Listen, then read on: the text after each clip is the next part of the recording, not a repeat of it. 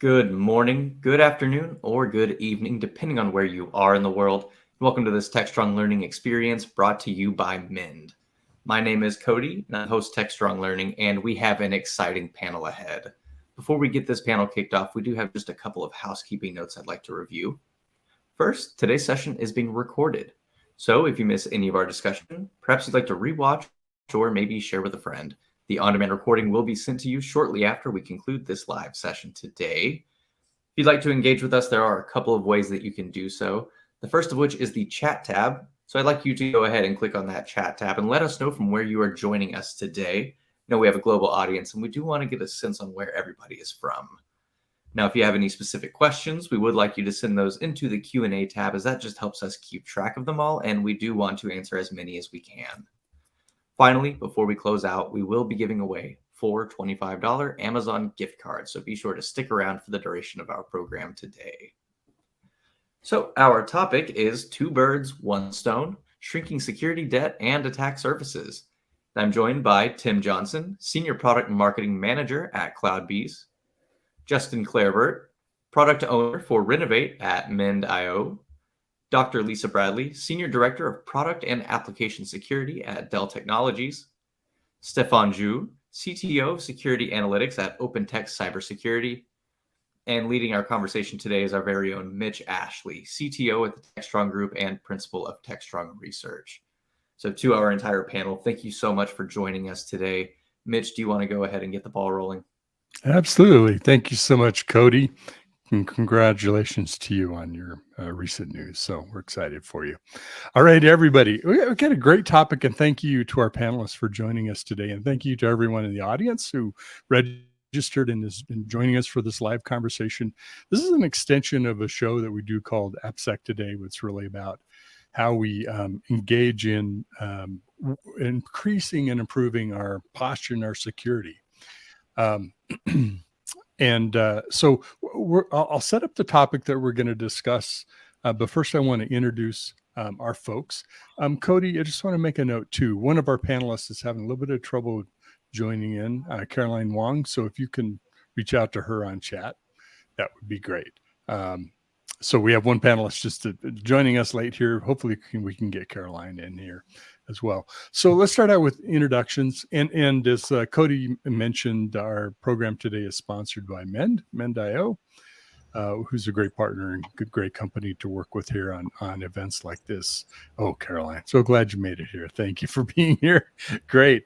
Let's start out with some introductions. And we've got a fairly large panel, so we can't take too long. So, maybe in, 60 seconds or so, if you can introduce yourself and who the company that you're with. Let's start with Justin, who is with a part of Mend that is sponsoring the show. So Justin. Thank you, Mitch, and hello, everybody. My name's Justin Clarebert, and I'm the product owner for Renovate, which is a product owned by Mend.io. Keep it short. There you go. And Renovate tell us what it does. Renovate's primary function is to provide pull requests for updates on external dependencies. So if there's a new version out there, Renovate will let you know about it and provide a pull request so that you can merge that into your code. Ooh, right on topic. Glad you're with us. Great to be talking with you. How about Stefan? Stefan, introduce yourself, please. Hi, everyone. Stefan Zhu, CTO Security Analytics. I am from a vendor of security products called OpenText, the cybersecurity division. But I'm not wearing my vendor hat here with you today. I build products that do analytics and AI. And so I'm a consumer of security compliance products that do scans and look for vulnerabilities. And so I'm very much empathetic with the audience today. Fantastic. And that's the greatness of these panels, is you're bringing not just vendor folks, but practitioners and all having this conversation together. So speaking of another practitioner, Lisa, welcome. Good to have you with us today. Introduce yourself, please. Thanks, Lisa Bradley. I'm a senior director at Dell Technologies in charge of product and application security.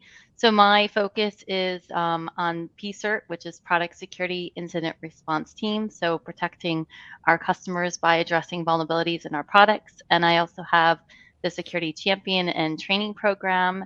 And I oversee our bug bounty program. And I'm also driving SBOM for all of Dell and that initiative from the executive order.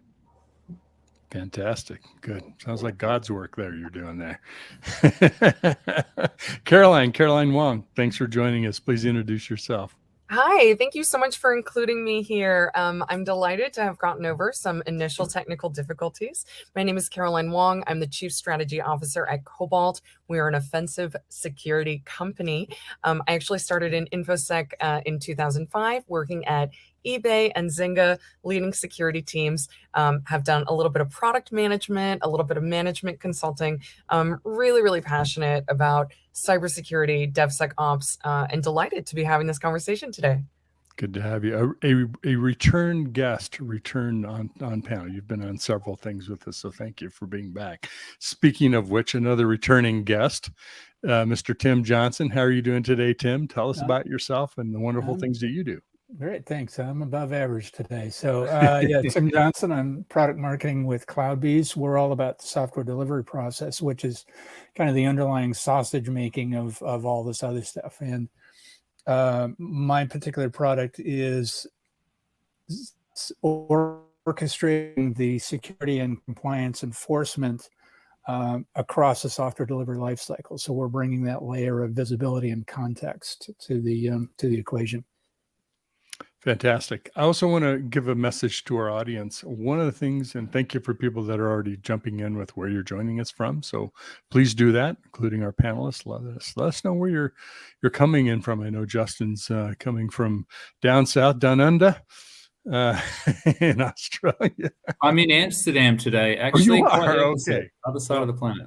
I shouldn't have guessed. So we're all traveling too. So I didn't recognize the accent from Amsterdam. So, so the other thing, audience members too, it is the panelists, myself, and we hope you will join us in the chat. This is a very interactive conversation. I know I've been in a lot of webinars where the chat just kind of sits there and idle, and you post something and nobody answers and blah blah blah blah. Our panelists are going to be engaging in chat while we're all talking with you and with each other. We encourage you and really want you to share your ideas, your opinions, your views, your questions, be part of the conversation. I think you'll get a lot more, and it's a really fun experience when the chat is really going and we've got some good conversation there, as well as what's happening and on the microphones and on video. So please jump in there and we'll address questions that come up through the chat. You're also welcome to use the Q&A to suggest, hey, I'd like to, what do you suggest I do in this situation, or whatever it might be. So on to our topic. We got all of our housekeeping on taken care of. We were talking about security debt. It's a phrase that now suddenly, and we're always talking about technical debt, but security debt's really kind of arrived on the scene about, well, what about that specifically, right? We've got tons of technical debt of updating software and upgrades and work we haven't done and all that kind of thing. But what about security debt, right? Security people are talking about this. And I think with a panel that we have a broad representation of different parts of security, as well as software creation and roles in those things, will help us start to piece together what are some of the strategies that we can take to do this. So Justin, as the hosting company, I'd love to have you start out, sponsoring company. I'd love to have you start out with a little bit of your perspective, especially given kind of what Renovate does and what your background is, because vulnerability management and patching and release management is different than it was 10 years ago. It's not just let's scan and patch and we're all good. It's got to fit into some software processes, some prioritization, what's important, and what are strategies for dealing with that. So I'd love to have you kick it off.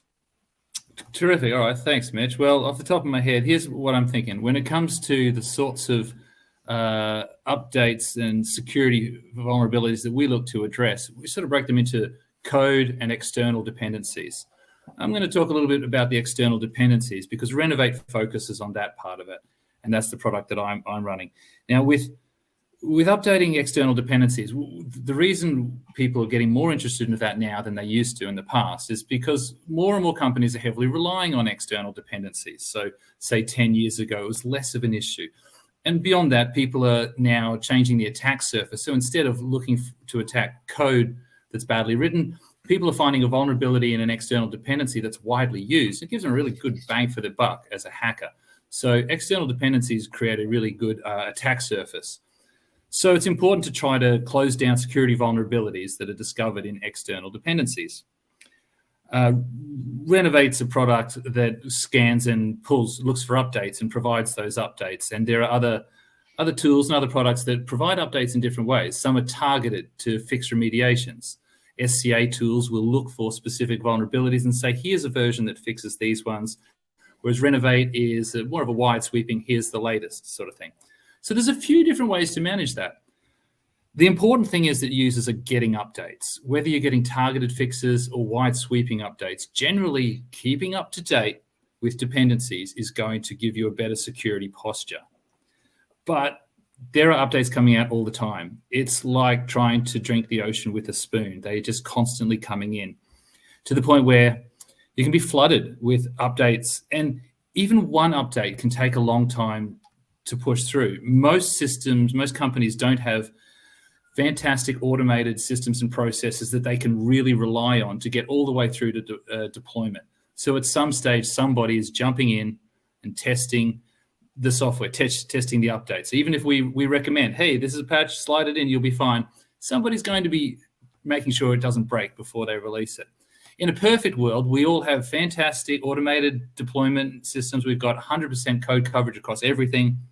The problem is, even with that, people are not generally writing tests to cover external dependency features. Usually an organization will only test the functionality that they've written themselves and ignore whether a particular logging tool is going to continue to work when they change versions. So it gets really tricky to be able to in any way trust whether updates are going to work. So it means there's time taken to pull down the update. I guess what I'm describing is the pain in the process of having to bring in even just one update. Now we've got dozens of updates and they're coming in every day. I take a breath because that's the scenario, and it's rather overwhelming, isn't it? So there's a lot of different things people can try to do to manage that. And before I lead any further into that, I just want to pause and allow for comment. So I'll jump in here. Being the shy retiring type, one of the things about it, just from technical debt to security debt, and what we've seen over the last 5, 6, 7 years is, since software that companies develop is becoming so important and so integral to the organization itself. It is in many organizations, even if you think like John Deere tractors and stuff like that, the software that they deliver that's the crown jewels. That's what is of value.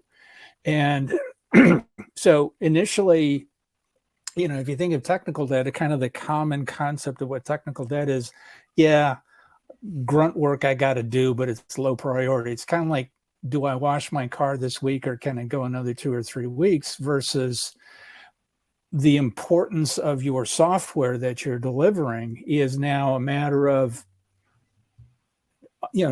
changing the oil every 5,000 miles and making sure the brakes work, because going is optional, stopping is mandatory, stuff like that. So there's a much higher priority on that security debt, which is still technical debt, because technical debt used to be, well, we got old servers, we need to get new servers. It's not that way anymore. It's technical debt from a software standpoint is, we have these components out there in production, they're at risk because of X, Y, and Z, and I have to prioritize that against all the other stuff I'm supposed to do.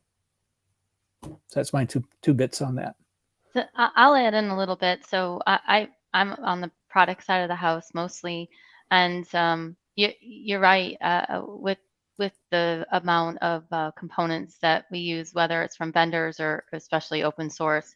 I think the problem that I see is a lot of times the way that the code was written in and utilized was not in a way thinking that we were going to be constantly updating it. And now with the security space, we're having to update it all the time. So, one of the things that I'm always trying to focus the teams on is, how do you decouple your open source a little bit? How do you, not write a lot of code and wrap it around that open source code that you're getting, so that you could quickly get that update and plop it in. And and I'm sure we're going to head in there, but I'll just tease it a little bit. The other part is when there is an update from, let's say, an open source, it's sometimes a significant amount of work to determine if you're actually vulnerable or not, like if it's applicable to you. And so you know, we'll have teams that say, I didn't want to go through those 10 CVEs and figure it all out. I just going to update the open source. In a perfect world, we want everybody to update open source every time, you know, it's the latest and greatest, but it could be really expensive depending on how the code was written around. Yeah, I'm really torn. On the one hand, I love the open source community, like it's thriving. I was mentioning in chat, especially in the JavaScript community, like it's almost impossible to, if you talk to any sort of front end developer, it's almost inconceivable for them to think about building a web app without pulling in an open source component. And the nature of the way open source packages developed in JavaScript code, they're all sort of tiny little packages, and they all depend on other tiny little packages. So you pull in one component, you're pulling in like 100 components. So now you have all these transitive dependencies to deal with. So I'm a fan of open source, but it is creating a dependency chain that is really difficult to manage. And to your point around sort of looking at these components and assessing the CVEs and the scores and so on, I've got customers that actually don't care whether we're even impacted by that vulnerability or not. If you have a version of a library that shows up in the database, even if it's not even a code change, even if it's calling a function that you don't use and you can prove it, it doesn't matter. They need to get that off the SBOM, and we need to sort of upgrade. And so it is creating an almost non-negotiable scenario where we do have to remediate. It's tough. Yeah, absolutely. It's funny because we, you know, SBOM is such a common word. It's like, it was like the buzzword of it. And so, I mean, what my biggest fear was just that, like, if my customer has the SBOM and they see that I'm using some, you know, component A, and they're just automatically going to assume that I'm affected by and need to get that update right away and be knocking on the door. When is that fix coming? When are you going to deliver it? And you know, there's so much more behind it, because you could have took that part of the package out, or you know, that's not even be affected you, or like have some kind of protection around it, which lowers, you know, potentially the risk of that actual particular vulnerability. There's so many different angles of it. And I you know, I'm hopeful with things like Vex that our customers will have you know, that you know, not affected and affected, and won't do the thing that you were just saying, hey, you need to update every time. I'm hoping that there'll be more intelligence of, yes, you're actually not affected, and therefore you don't have to update right away, and therefore, customer, you will not see this update from me at this point. Yeah, I feel like I need to jump in at this point. Don't mean to brag about our MEND product, but of course our MEND SCA offers what we call reachability path analysis, which is designed exactly for that. So we can look through the customer's code and determine whether this vulnerability is actually related to a method or piece of code that you're even using, and that is helpful. So as you've described, knowing whether or not you even need to bother with it can go a long way. So yeah, that stuff's out there. I don't know about this Vex stuff you mentioned, but yeah, MEND SCA has that reachability path analysis, and I think that sounds to me like it's the sort of thing that would be important to you guys. I didn't realize how important that was at the end user. I'm curious, Caroline, you were going to jump in there because you bring a perspective of, like, you see whether it's open source or internally written or third-party packages. You know, you're looking at how to break through, you know, where there are kind of holes in the defenses of those applications and software. That's right. So certainly for the second half of my career, I've been very focused on application security and offensive security. And I think that, you know, from the perspective of a security person, fewer assets, fewer dependencies, more standard is easier to manage. You know, I've worked with organizations who, you know, they've got pretty structured ways in which they go about software development. You know, you're only allowed to work with such and such vendors. You're only allowed to use such and such SaaS services. Some of these organizations have pretty rigorous standards around what sort of open source tools are allowed and which are not. And I really think there's this pretty broad spectrum of cultures, actually. On one end of the spectrum, you've got folks who say, you can only code in this language, you can only use these tools, you can only work with these vendors. On the other side, you've got folks who really want to enable developers and say, whatever you need to do, go and do it. And at that really far end of the spectrum, it's kind of a nightmare for security people. At the end of the day, it is about risk management. I have a very silly analogy to share. I really like Tim's analogy about maintenance of a car, right? How do you make these decisions about washing your car, changing the oil, making sure the brakes work? My silly analogy happens to come from the fact that my family and I were actually working on making a produce garden, and we've got an orchard, and we're also raising chickens. And those chickens are going to be egg and meat chickens. And so I think to myself, every plant I put in my garden, every tree we plant in the orchard, every chicken that we raise, we're responsible for taking care of these things. And it's our responsibility to know how many they are and what do they need. And there are all sorts of risk management decisions that we can make about this, right? So do we put a fence around every single tree in the orchard to prevent them getting eaten by deer? How do we fence up the vegetable garden? Do we keep the chickens indoors, or do we allow them to be outdoors where there are predators? And it's like, the more we have, the more there is to keep track of. So I'm just delighted by this whole conversation. I think it's so fun. Yeah, I'd like to leverage off of what Lisa said and what you just said, Caroline, is the risk, taking a risk view rather than a reactive or here's a bright red flashing lights. It's the software delivery process is so complex. You can't just look at the dependencies. You have to do SCA, you have to do SAST, you have to do NAS, all this other stuff. And then once you put it into production, there's all that black arts around Kubernetes or whatever runtime environments you have. And a company the size of Dell, Lisa, how many people have worked at Dell for more than 20 years and have root access to everything? Staring at shoes, jamming hands in pockets. We don't know. We don't know. And part of the threat, we're very used to the threat environment being external actors, where we have an example where we were doing an escalation with a major customer. That thing in your pocket has stuff from them in it.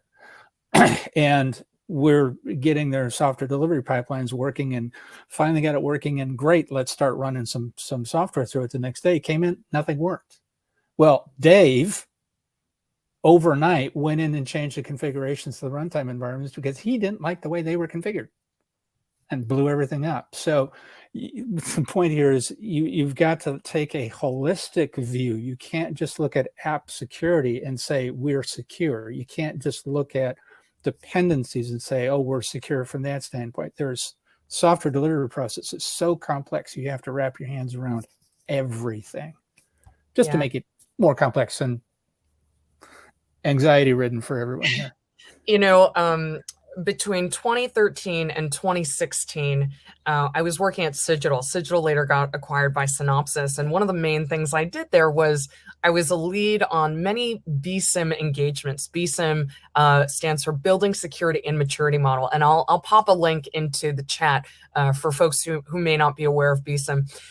The cool thing about BSIM is it's basically a 10-year plus research project that is a descriptive model of actual software security activities. And one of the more mature BSIM activities that folks do is they simply keep a list of all their stuff, and then they risk rank it, and then they keep track of what kinds of security testing should be performed depending on the risk for the asset, and then they keep track of what kind of security testing actually has been performed, and they keep track of all of those results. Now, that's the definition of a relatively mature posture. If an organization actually truly knows what are all my assets, and they're all risk ranked, and what security activities should be performed, and which ones have actually been performed, and what are the findings, am I tracking them? You know, that's an awesome place to be. And I would say that it's not super common, that's more observed on the mature side, and a little less elsewhere, for a lot of, for a lot of different reasons. Morning. Wondering if we're having also, thank you, Caroline, conversation about how many scanners and different sources of getting this information for programs that you're talking about like that. Caroline, are there strategies that you've learned from going through this process of more isn't always better, less might not be better?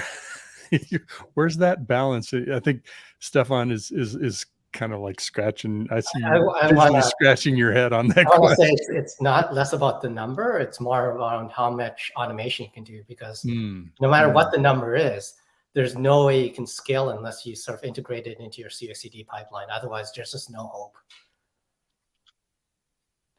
Yeah, I think that, I have a perspective that I'd love to share, which is, broadly speaking, we have at our disposal manual ways of doing things, which tend to be a little longer, a little more expensive, and we have automated ways of doing things. And automated ways of doing things, we're sort of limited by what software can do. And there may be, in some cases, a few more false positives, hopefully not a ton of false negatives. But I do think that these are all things that we just have to take into consideration. So, yeah. So I have a question to Stefan and Lisa, and I think you, Caroline, as well, more on the practitioner side, is those tools kick off, for lack of a better term, noise, right? Lisa, how many thousands of vulnerability are reported every day, right? Probably lots of noise. Lots of noise. And so how do you deal with the noise? How do you prioritize? How do you put it into context of saying, yeah, we got to fix this, versus, yeah, no, we don't need to. Or this is an acceptable risk. And it's just sort through what's important and what's even applicable, right? That's always been our challenge. Yeah, I think it's smart concatenation of the scanning and the results, right?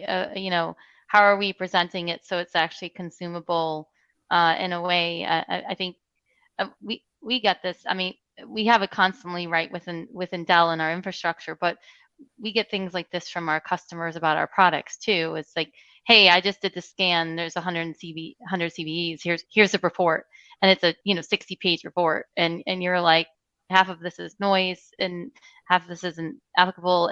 I mean, there's always that part that's the noise. I was talking to a peer of mine on what they were doing for open source. Is they were utilizing like 3 or 4 different SCA scanners, and then if it hit on 3 out of the 4, they would then prioritize it higher. It was, it's an expensive way to do it, but it was saving time on the other side. I think a lot of the scanners are getting better, but there's still a really long way to go. And the majority of the tools that are out there, especially on the open source side, came about because they were doing licensing, and then they realized that they could do vulnerability management type of practices and pull in those CVEs. But it really stemmed from a different business point and then extended, into the security market. So there's still a ways to go. Lisa, were those like external scanners, like pen testing, kind of looking for vulnerabilities versus like static code analysis scanning and code? Yeah. It's more It's more the Black Ducks of the world. Mm-hmm.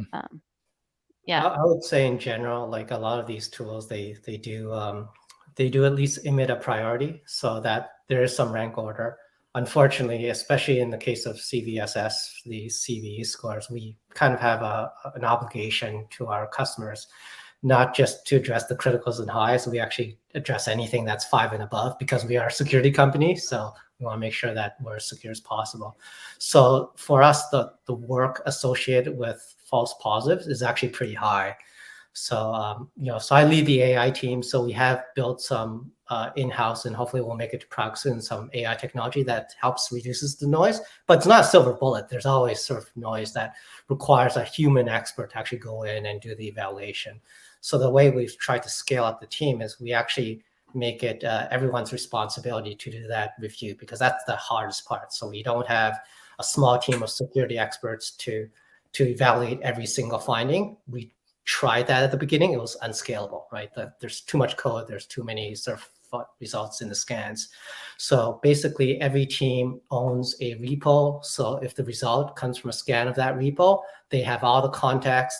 They'll recognize things that for some reason weren't suppressed from a previous scan, but it's actually the same issue. And we record all those assessments in a database so that when a customer does ask about something, we can actually generate a report that can help answer their questions and hopefully resolve their concerns. We'd mentioned open source is one of the things being injected or using that we're using in our software pipelines for creating applications infrastructure as well, as part of that stack. I'd like to touch on this balance of automation and human, right? Because there's some judgments that we need to make as humans because the context is missing, and maybe AI is something that might help us with that either now or down the road. But it seems like there are things that are natural fits into automation in the workflow. There's new code being checked into the repo gets scanned. We check when we do CI/CD, there are various scans and things that we can run there as well, whether it's on our own code or third-party code. But there's also, somebody has to look at that and say, is that applicable? And when do I need to take action? Do we need to take a little bit of action, or is this like this affects a lot of things, not just this code? What's our perspective on how well we're integrating automation of technologies like this into our pipelines? Tim, that's a good area I think maybe you could start with. Okay. So how are companies doing it? Poorly, or more politely, they're in the early days of doing it. And some of the certainly a well-designed, modeled software delivery pipeline should have security orchestration built in, as part of the pipeline, or it's a separate security pipeline that you run from the other one, whatever.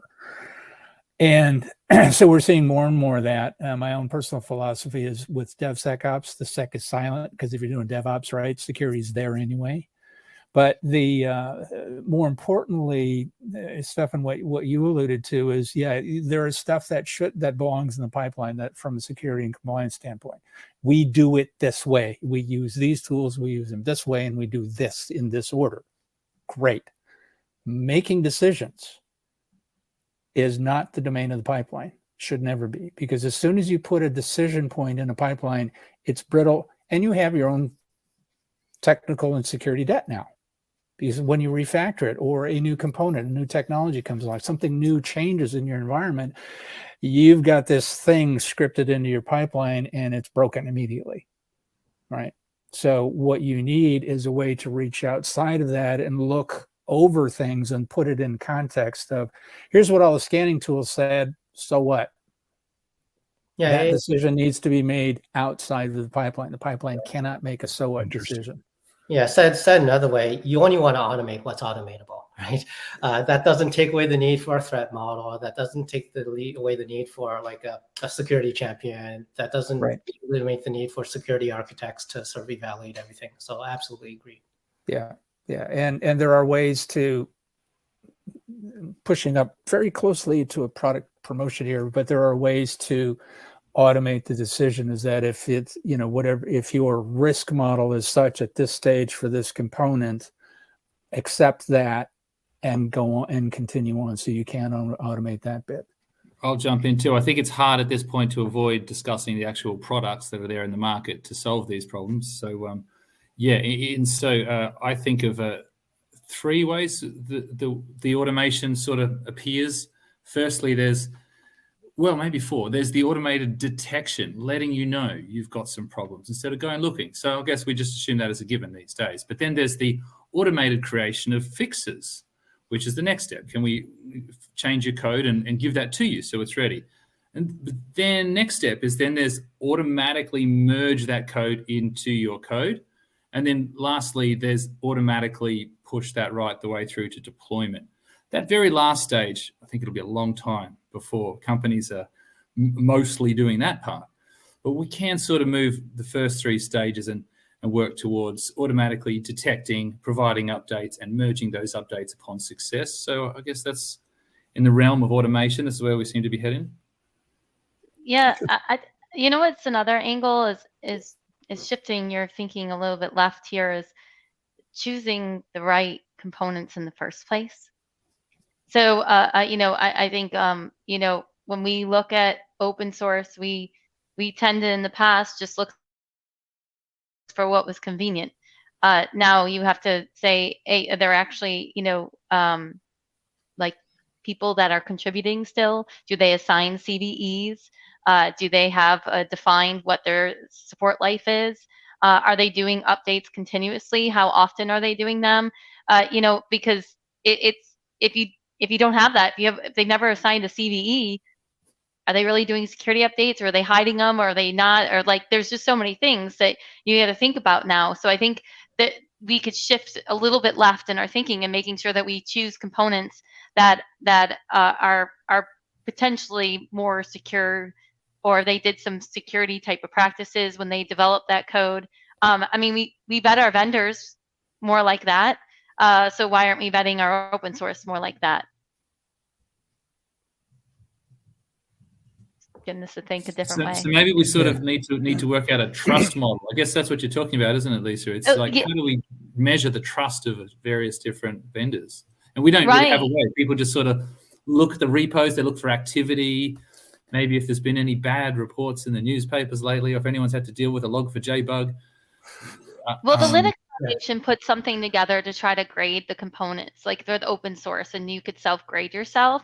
And OpenSSF is starting to do, I think, some of that work into making sure that the most commonly used open source has some support from the industry. I think there's a lot of big companies who have been, putting money into those efforts, which I think is actually what we saw back when Heartbleed happened. After Heartbleed happened, the Linux Foundation put a significant amount of money, into OpenSSL to get it up to par, because they realized the wide use that was being done with it. And there was, I think, one developer, at the time, and he had a full-time job. I think the industry as a whole needs to come together and continue to come together in order to, like we were talking about in the chat, open source isn't free. So if, in some way we're paying for it in some form. So should we just invest in it like a little bit more like it's a product that we get from like a vendor? Yeah. It's a thought. We do find it useful whenever we onboard an open source library. I mean, everyone's sort of used to sort of looking at the licensing, right?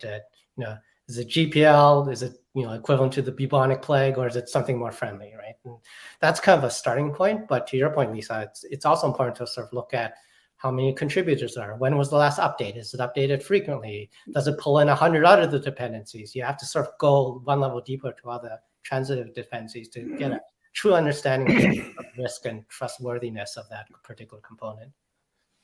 At this point, it's probably worth mentioning the new feature that Renovate's put out, which is a trust score on the likely success that a new update will merge.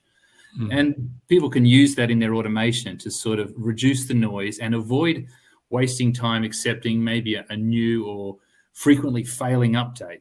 So we can use crowdsourced information and a bit of AI to be able to help say, well, look, this one's, they put it out, but it's pretty bad. You don't want that one, and just not even hear about it. And then the ones that are very high confidence that have been trusted because they've been used. We can see that they've been accepted and passed people's tests through public spaces, and then and that can help people automate. And then you might even say auto merge anything that's a minor or patch update that's got very high confidence, and that can help speed things up. You can also say things that are continually failing, like with low confidence, suppress them, don't even bring them up, and over time they will either disappear and be replaced with something else that will show up, or eventually it'll gain confidence through use, and then again it'll show up. So it reduces the noise and helps to solve some of that problem of, do we trust them?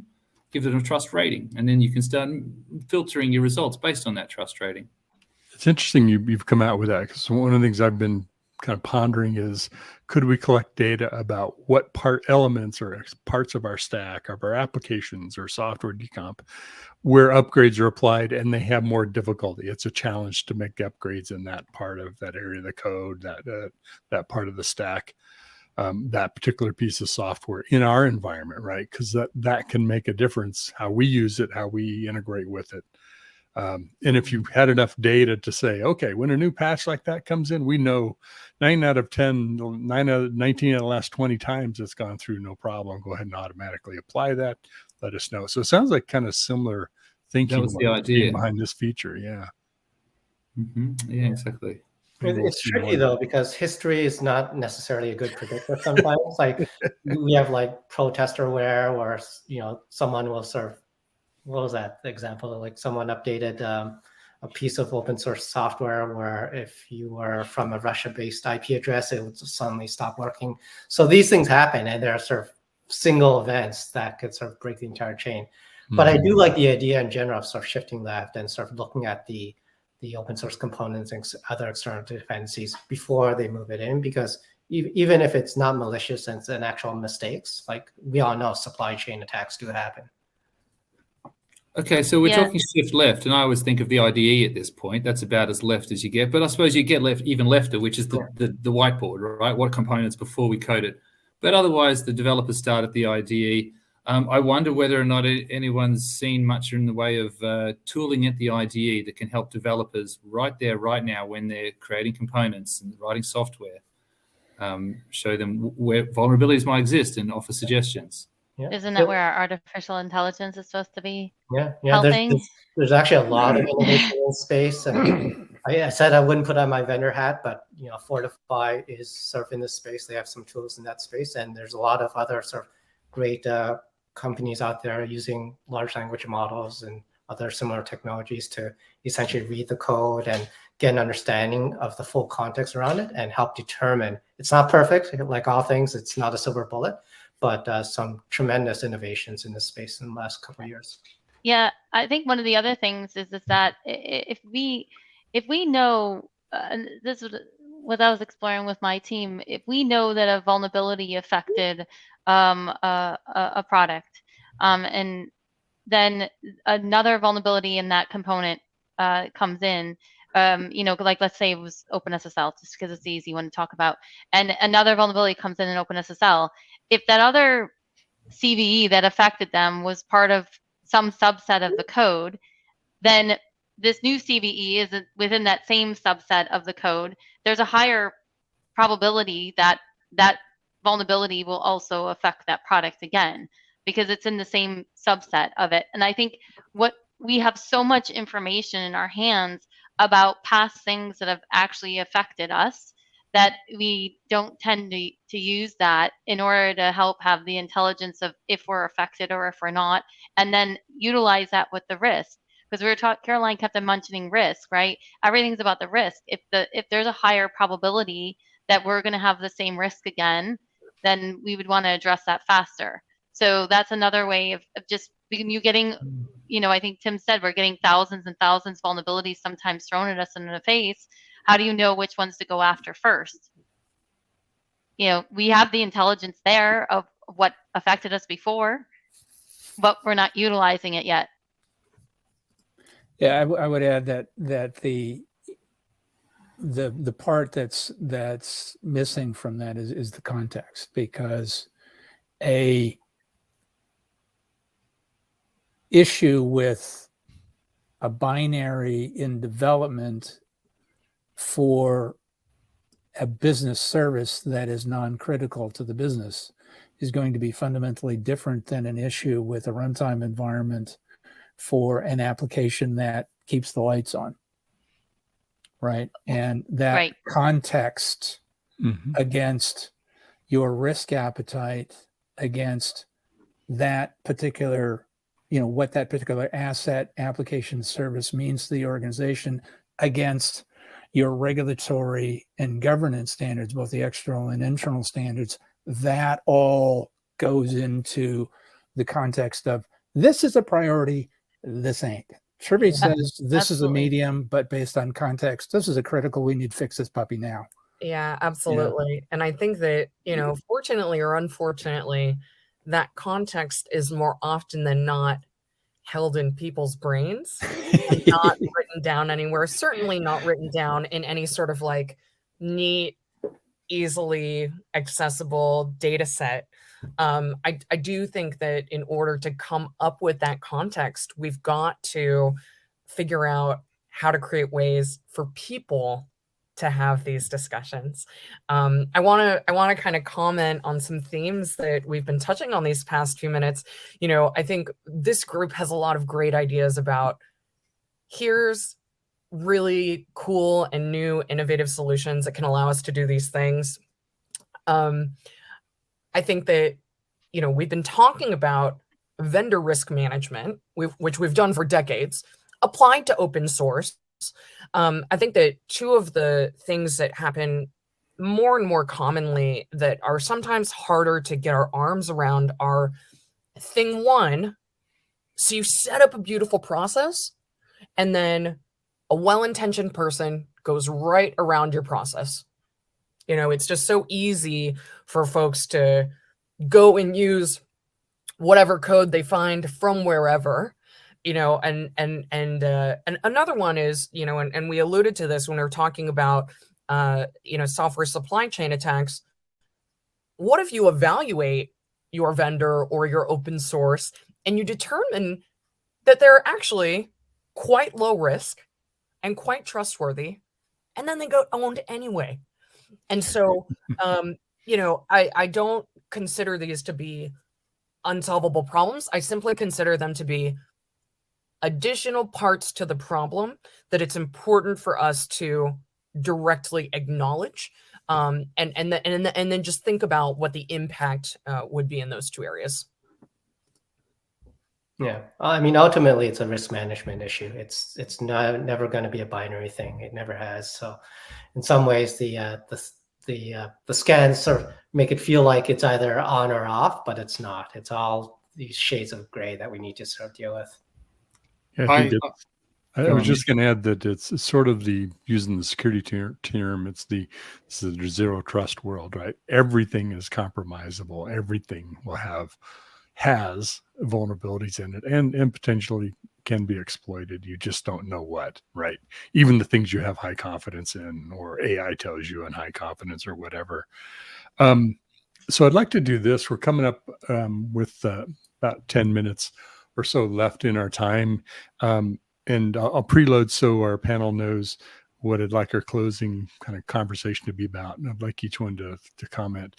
It's to a question that was posed to us by one of our audience members. How do you ensure, I think we're all wrestling with, how do you ensure holistic coverage, right? There's no perfect security. There's no perfect way, a process or technology or anything. It's a combination of all the things we've been talking about.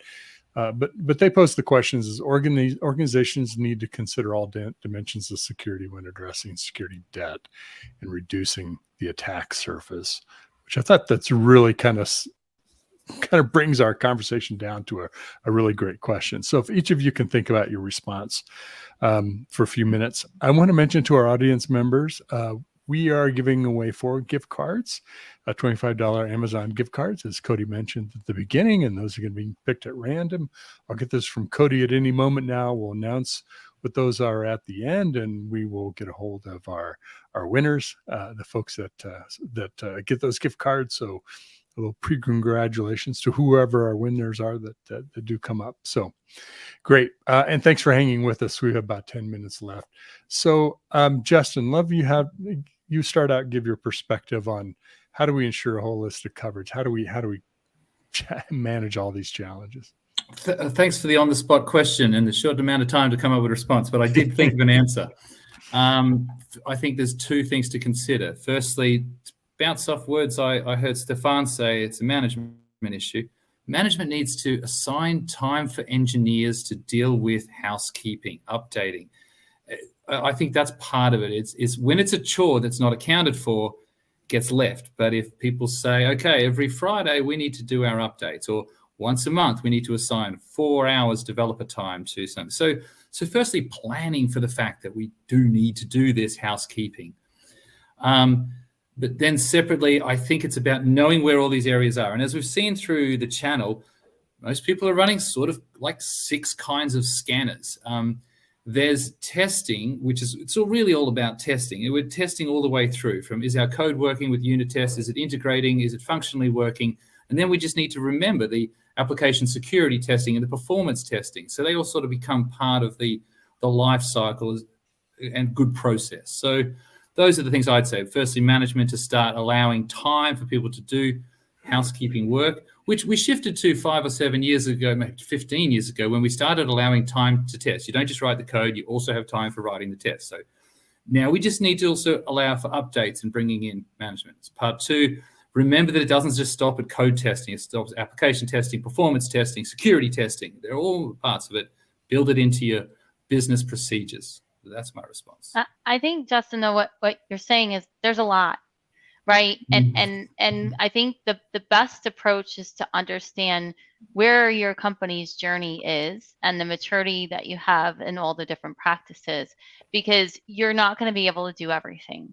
You're going to have to prioritize, and therefore you're going to have to understand where your biggest risk is, where your weaknesses are, where you're doing okay, where you need to go, and you need to paint that strategy and that journey of it. You could get, each one of us could tell you 10 different things that we might think are the most important things to do. They might all be different. And what is your business? What are you trying to protect? How is your environment? Like, there's so many different aspects. So, and I think as security folks, it's hard not to get frustrated because we want to do everything, but there's only so much money. There's only so much, support that we could get. And, and especially in the product space, we're trying to put out features within these products too, as long, with all the security stuff around it. There's always a balance. So I would say, think you have to do a little more thinking than it's not a quick answer of just do these 10 things. Sounds so simple, doesn't it? Just do all of these things for every project you have, on every release you have. Yeah. I think that, go ahead. No, go ahead, Caroline. Thank you, Tim. Thank you. I think that one of the things that's really important that we kind of haven't talked about a lot during this discussion, but which I just wanted to bring up kind of as a closing point, is this concept of risk tolerance. I think that, we all here have been talking with a natural assumption that folks want to reduce risk as much as possible. Depending on what an organization is trying to achieve, that actually may or may not be appropriate. And a lot of times, the folks for whom it's most important to have risk tolerance discussions with are actually business leaders. And so, to what extent does security or software development kind of have a seat at the table in order to facilitate some of those discussions? Because as Dr. Lisa and others have said, at the end of the day, we've got limited time and limited resources, and a lot of decision making, whether it's intentional or accidental, in terms of how we spend our time in those resources. So just wanted to pop up the concept of risk tolerance and leading those types of discussions. Yeah, I would say things are a little easier than what they were a few years ago, though security is flying out of the CEO's mouth all the time now, where before it was always potentially an afterthought. So the culture in a lot of the companies has changed, which makes it a little bit easier as security folks to do our job. and have those conversations, and those execs to want to have those conversations with us security folks. So I'm excited about that journey and where we're heading. But it definitely is. You're right. We need to have those conversations at some level to get the support in the first place. So I guess I'm going to. Okay, go ahead, Stefan. I'll I'm finish so with sorry. that. Go ahead. I'll be quick. I guess my response is a very boring, old response. It's to get the holistic coverage. It's everything. It's people, process, technology, right? On the people side, I find educating your developer teams is really important. Getting management support, which Justin already mentioned, which I completely agree with. Board support is also important. Process, designing from the beginning to be secure by design. That's important. Having security architects involved from the very beginning, getting the right process in place in terms of access control, reviewing the scans, getting the right priorities, being aware of your fiduciary obligations to your customer. That's all part of process. It's really only like at the last end where technology can help you. So as much as I am a technology fan, that's kind of just the 1/3, I guess, of the stool that we need. So automation, tooling, analytics, and all of the things that we talked about already. Okay, so now I'm going to go. It's your turn. So go for it, everybody's right, and one of the things that we see missing the most, and we deal with some of the biggest companies in the world, is yes, you need all this input, you need all the stakeholders at the table. You need to understand what each group's comp plan tells them that they are supposed to focus on. And if you don't understand that, developers, they're under the pressure to deliver features, feature innovation. Your DevOps teams, they're got their own set of priorities. The security team has theirs, risk management has theirs, the auditors have theirs. And if you don't understand those, you're going to be talking to a wall. I've seen this so many times. So if you're having a conversation with somebody in a different department, the first question you ask is, how does our company know you're doing a good job? What are your primary metrics? And then you tell them yours and you see how they line up. Because when you come with a priority, this is a priority for me, they can look at it and say, nope, not for me, right? So you need to understand that. And I'm going to put in a plug for Mick Kirsten's Flow Framework, Flow Metrics. There's a lot of stuff I don't like about it, but there's one key component that's going to help solve this for most organizations. Tag your work into one of 4 categories: features, aka innovation; risk, compliance, security, all falls into there; technical debt; and bug retirement. And if you have all of your work from your own lens, whether that's security or development or whatever, defined as that, when you sit down and talk to those other people, now you've got a conversation rather than a hippo situation. Hippo is highest paid person's opinion, right? So if you understand how these are my priorities, you got this thing over here, well, that's going to shift this and it's going to affect my work and all this other stuff. You need to figure that out. You need channels of communication to make it all work. And then you can lay down a tool like I happen to know that aggregates all that, looks at things holistically and brings the rest of the stuff to the table for you. Well, fantastic. Thanks to our panel for being so good about how we all have this conversation and sharing the stage. I want to let the audience members know our 4 winners of our gift cards are Elizabeth A., Wynette S., Manish J., and Jenna S. So Cody and the good folks at Techstrong Group will be getting a hold of you how to get that digital gift cards and enjoy that benefit. Team, thank you so much. It's been a fantastic conversation, and I really want to highlight the diversity of perspective, and also the fact that all of you are willing not just to say what you think, but to share opinions about things. Because it isn't about who's the smartest person in the room; it's about who learns the most from the other people in the room, who gets the biggest benefit out of this conversation. So, kudos to you all. Justin, thank you so much to you and Mend.io for sponsoring our event welcome, today. Thank you. It's a real privilege to work with you and work with our panelists. Caroline, it is always a pleasure to bring you and your perspective and the depth of your experience in your career and your companies. Lisa, a recent addition to our panelist boards that we have on, and I couldn't think of a more fabulous person to have added. Stefan, you are now part of the family, and you don't get to leave the family. So the good news, the bad news, but you're great to appreciate your perspective.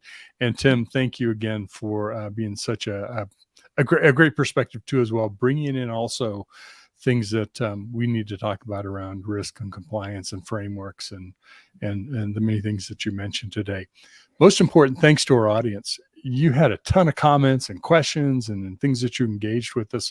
We really had a couple things, 2-3 things flowing here today, and I hope you got a lot of information and benefit out of it. I know I did. Learned a ton of things. So thank you all for joining us today. We wish you all the best, and we look forward to seeing you on our next event.